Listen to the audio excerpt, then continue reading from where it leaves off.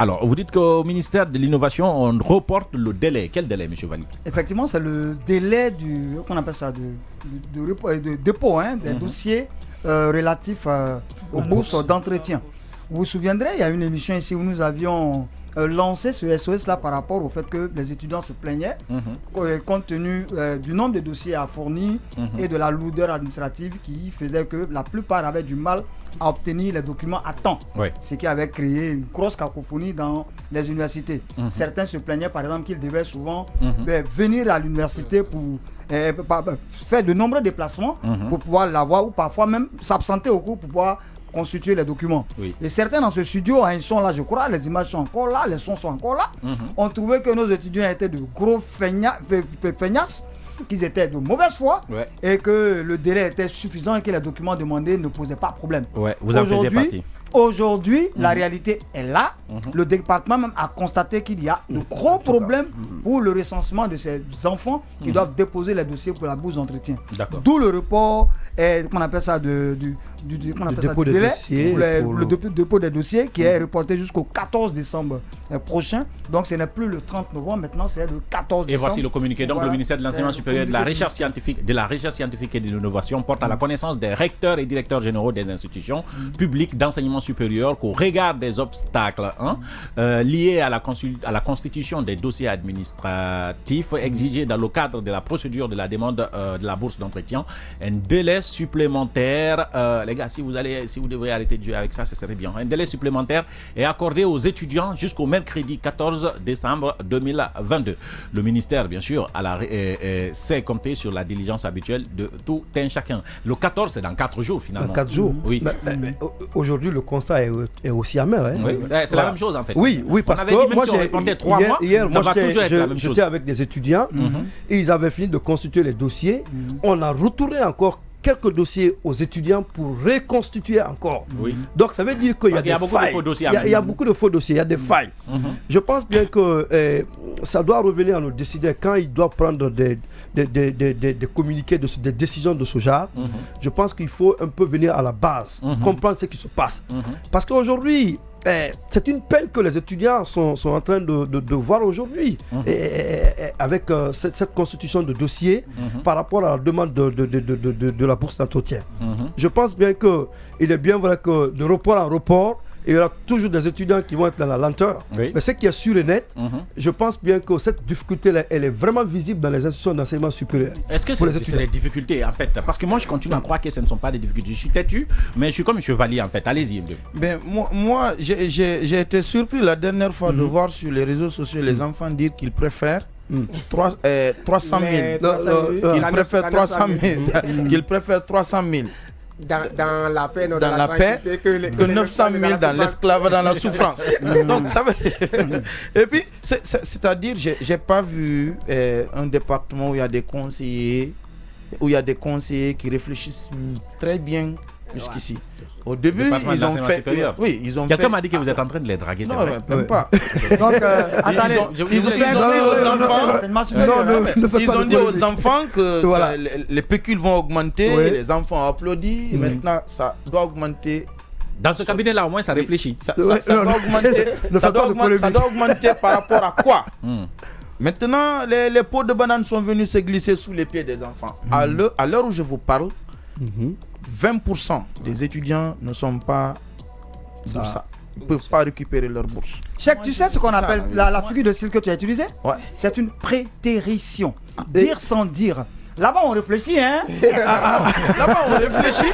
Parce que s'ils avaient demandé ces documents-là, s'ils avaient conditionné l'augmentation des pécules à l'obtention de ces documents, les enfants ils n'allaient jamais accepter. Oui, mais est-ce que vous pensez que c'est le dernier report? Allez-y, madame. Moi, je crois que ça ne va pas être le dernier report, à moins que le ministère accepte qu'il y ait une majorité de clients. Alors, est-ce que le ministère doit reporter encore ce qui est reporté déjà? Et reporter, ça enlève toute crédibilité au processus. Non, mais c'est pas une question de... c'est pas de crédibilité, il le faut quand même. Nous sommes quand même dans un pays qui a un problème de lourdeur administrative qui ne dit pas son nom. Nous sommes dans un pays quand même où c'est vrai qu'ils sont étudiants, ils sont à l'université, mais qui ne sont pas encore habitués à cette autonomie, à cette indépendance qu'on est en train de leur demander là aujourd'hui. Nous sommes avec des étudiants qui, par exemple, jusqu'en première année, des années 2 ou 3 ans avant, qui n'avaient même pas d'adresse mail. Est-ce que vous comprenez? Donc, demandez aujourd'hui à ces étudiants-là... Ça, c'est les étudiants venus de mon village là-bas. Bon, non, je dis la vérité. Honnêtement, en fait. Les gens peut-être, sans vous couper la parole, c'est important ce que vous dites, c'est pourquoi je souligne. Les élèves qui viennent de l'intérieur du pays, qui obtiennent le baccalauréat et qui viennent à l'université, que ce soit à Conakry ou à l'intérieur, généralement, ils n'ont rien d'électronique à part une page Facebook qu'ils ouvrent avec leur numéro de téléphone et même pas avec un mail. Ça aussi, c'est rare, hein? Oui, ça aussi, c'est rare. Ils ne savent même pas manipuler. Vous pourrez vous en rendre compte lors des orientations. Ils perdent souvent leur mail, en fait. Donc, ça devient un problème. C'est un véritable problème avec les étudiants. Donc, ce que je veux dire, nous sommes avec des étudiants qui sont dans ces situations-là, pour lesquelles l'intégration pédagogique d'éthique n'est pas une réalité. Donc, je salue très bien l'idée qu'il y a derrière d'autonomiser ces étudiants. Parce que là-bas, ça réfléchit. Oui, bon, j'ai pas dit ça. De leur permettre de se prendre en charge. Mais je crois que dans un pays comme le nôtre, avec des étudiants comme les nôtres, il fallait d'abord faire une phase test. Il fallait sensibiliser ces étudiants-là. Il fallait les expliquer qu'est-ce qu'il faut avoir pour avoir cette bourse-là. Je crois qu'il fallait mentalement préparer ces enfants-là à chercher ces documents pour leur permettre peut-être dans 3 mois ou dans 6 mois d'avoir tous ces documents. Mais là, aujourd'hui, on leur dit, bon, vous avez 900 000, mais ces 900 000 sont conditionnés par ça. Et que ces enfants, parfois même, c'est quand vous leur parlez avec ces bourses-là, vous dites certificat de nationalité, qu'ils se rendent compte même ce papier, il existe et qu'il devrait être pris. Est-ce que vous comprenez? Donc ça fait que ça crée des problèmes pour ces jeunes-là et c'est très compliqué. Je ne dis pas que le ministère va être obligé de reporter, parce que ça reviendrait aussi à décrédibiliser même les Alors qu'est-ce que vous êtes en train de dire? Qu'est-ce que le ministère doit faire? Reporter ou annuler? On va se retrouver avec beaucoup d'étudiants qui n'auront pas le... Ça serait très bien, ça fera économiser de l'argent à l'État.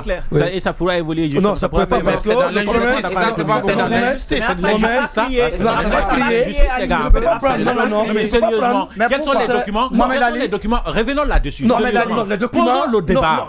Posons le débat. Sérieusement, quels sont les documents impossibles qu'on a demandé aux étudiants? Il n'y a pas de documents impossibles. Alors, c'est quoi le problème? Là où je suis, vous avez des étudiants qui sont en 3e année de licence. Certains sont en 4e année de licence professionnelle. On est d'accord. Mais quel est le document qu'on ne puisse pas obtenir? Il n'y a pas de document difficile à obtenir. Alors je ne vois pas où est le problème. On parle de la lenteur administrative. Bien. Imaginez que... Non, écoutez. Parce que le cas des étudiants... Aujourd'hui, le problème, c'est quoi? Quand vous venez, il n'y a pas une histoire de lenteur administrative.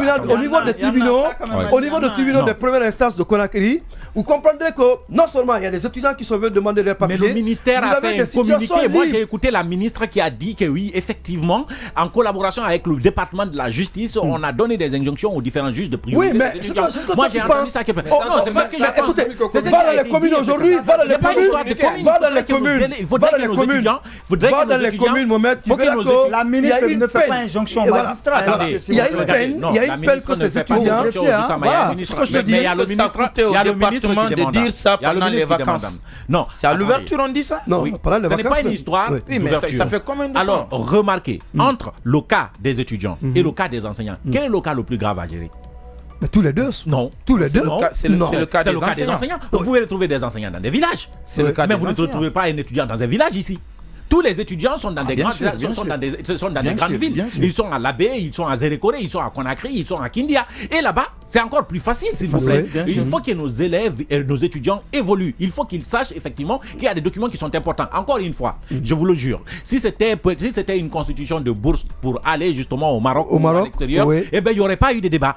Mais puisque ici, c'est en Guinée, on se fout de l'administration. Aurait été moi, puisque je ne le suis pas, si j'étais conseiller, bah, je leur demanderais tout simplement, ce serait le dernier délai. L'étudiant qui n'est pas dedans, eh ben, l'étudiant là n'est pas boursier. Parce qu'il saura effectivement que les documents, c'est assez important. Moi, je suis pas contre ça. Non, honnêtement, ils sont pas contre ça. Dans ce cas, on va comprendre qu'une rébellion dans un pays commence souvent dans... Non, pas obligatoirement.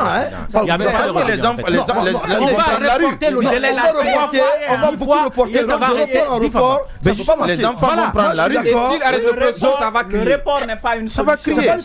C'est pas une solution. Ce qui reste clair, on va revenir encore dans ce studio et on va en parler parce que je vous assure, on aura la moitié des étudiants qui ne seront pas boursiers cette année. Ça au moins c'est clair. Et quand ça va se faire, la moitié là va crier. Ça serait bien. Non, pourquoi? Et quand nos régimes ont horreur des cris, on va encore ça ne va même pas crier. Pourquoi? Non, il n'y a pas d'injustice en fait. Ça va même pas crier. Modou, pourquoi ne pas faire un moratoire, payer les premières bourses et puis de redonner un dollar. Non, c'est ce qu'on veut éviter. Parce que si tu vois que jusqu'alors là, nous avons des problèmes de subvention dans les institutions, c'est un peu ça. En fait, à chaque fois, il faut qu'il glisse. À chaque fois, il faut qu'il glisse. Il est important que les étudiants puissent constituer ces dossiers, certes.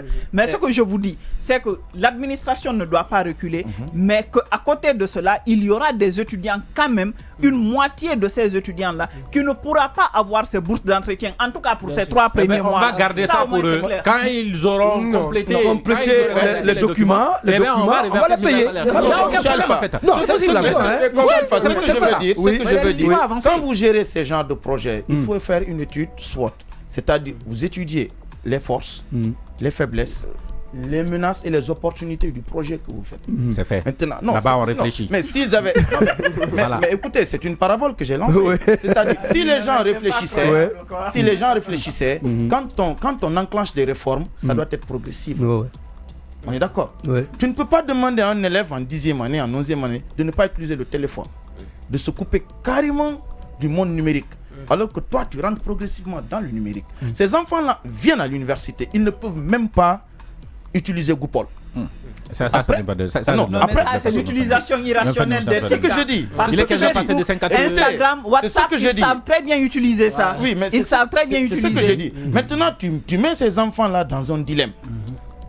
Regardons l'ensemble des documents qu'on demande. Mais les enfants, ils se déplacent pour ça.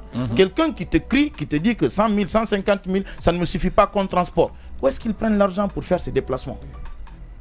C'est compliqué. C'est quelque chose, c'est un projet qu'on devait voir. Qu'est-ce qui est utile, qu'est-ce qui n'est pas utile? Vous pensez que le projet n'est pas utile? Non, mais attends. C'est utile. Mais il fallait rentrer dedans progressivement. Non, attends, c'est un projet. Ce projet-là, c'est un projet. Il fallait rentrer dedans progressivement. Vous pensez qu'on est entré dedans comment? Non, une réforme, ça se fait de manière graduelle. Ça, c'est malvenu, monsieur Cheikh? Non, je ne dis pas que c'est malvenu. Alors, c'est quoi? Étant donné que nous savons comment nos étudiants rentrent à l'université. Vous avez vu un projet qui ne fait pas de dommages collatéraux? Non, mais je suis en train de vous expliquer en fait. Je t'explique. Il y a des enfants qui sont à Conakry, viennent de Zéro Kouré. Monsieur Cheikh. S'il faut que les enfants là partent à Zéro Kouré pour chercher je peux vous garantir que cette année, oui, si on démarre avec ne serait-ce qu'un petit pourcentage d'étudiants qui ne sont pas boursiers, l'année prochaine, ceux qui viendront, eh ben, le peu de bourses que ces enfants-là recevaient ne les suffisait pas. Mais l'année passée, nous, on est même des militants de la suppression des bourses. Écoute, Mohamed Ali, il y a des enfants qui n'ont pas de transport, il y a des étudiants qui n'ont pas de transport avec ce qu'on leur donne. L'enseignement supérieur n'est gratuit nulle part sauf en Guinée. Arrêtez, s'il vous plaît, à un moment donné. Il faut qu'on sache effectivement ce qu'on fait, l'argent en fait.